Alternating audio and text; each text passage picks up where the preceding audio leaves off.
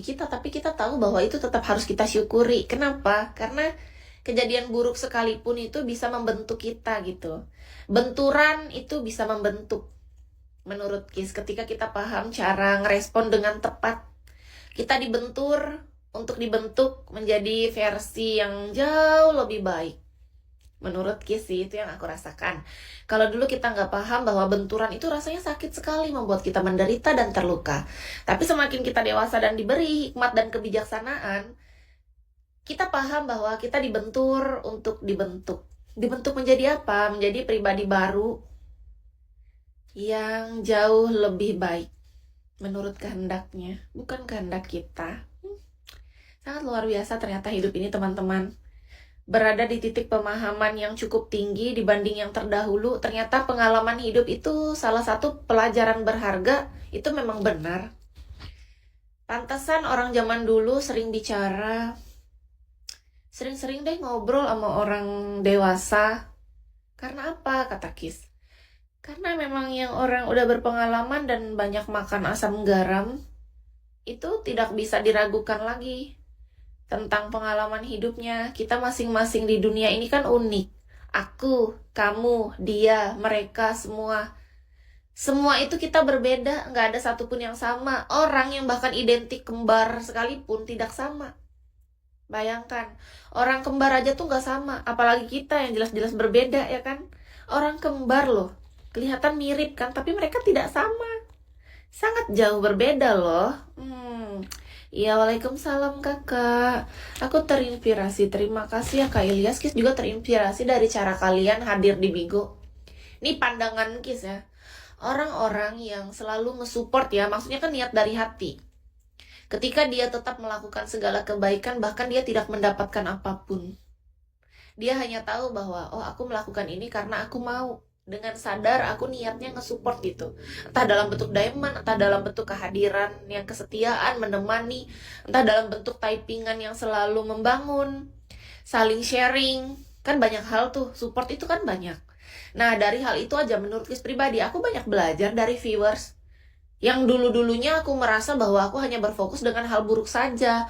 Orang-orang yang datang ngatain, yang haters, yang menurut aku itu sangat menyebalkan zaman dulu ya. Tapi sekarang ketika aku udah paham, seandainya nih ada hater saat ini, kan kita udah ngerti bahwa sebenarnya hal-hal kayak gitu kalau kita bisa merespon dengan lebih baik, gimana caranya?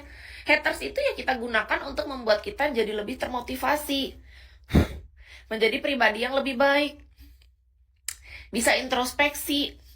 Kalau ada hal baik yang diambil, ambil. Kalau enggak ya udah buang aja, kan gak penting. Gitu, sesimpel itu. Iya, typing membangun, betul. Semangat terus, iya kakak Jiru juga semangat ya. Hari ini kalian kerja. Selamat kerja dan segera gajian, amin. Karena yang paling kita tunggu dari kerja itu pasti gajiannya kan. Tapi kita harus nikmatin prosesnya, ngerti nggak? Karena Kis dulu juga kerja sama bos. Sebenarnya yang paling aku tunggu tuh dua, gajian sama liburannya doang. Prosesnya ya aku usahain untuk nikmatin, karena emang harus seperti itu kehidupan.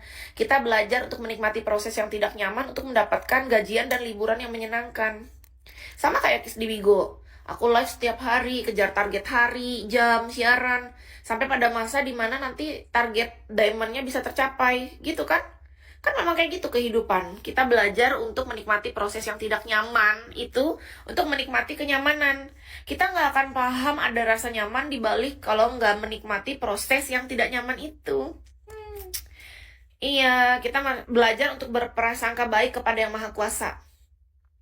Kepada Yang Maha Kuasa itu yang paling penting, karena ternyata kita itu apa yang kita tarik ke dalam hidup kita itu berasal dari prasangka kita, itu memang benar.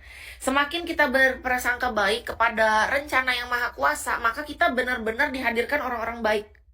Semakin kita berprasangka hal-hal yang positif dalam hidup kita dan berprasangka positif bahwa rencana Yang Maha Kuasa itu sangat baik bagi kita, maka kita benar-benar dihadirkan keberlimpahan yang sangat positif, baik, dan kebenaran. Itu yang kita rasakan.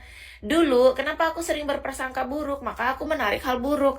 Nah, sekarang ketika kita berprasangka baik, maka kita menghadirkan orang-orang baik juga dalam hidup kita. Meskipun tetap ada keburukan, pasti ada. Tapi, apa ya, sudut pandang kita, cara kita berpikir kan sudah berbeda, jadi respon kita pasti beda juga. Kita merespon orang yang buruk itu sudah nggak kayak dulu. Dulu kita mudah ke-trigger, mudah terdistraksi, mudah terkonfrontasi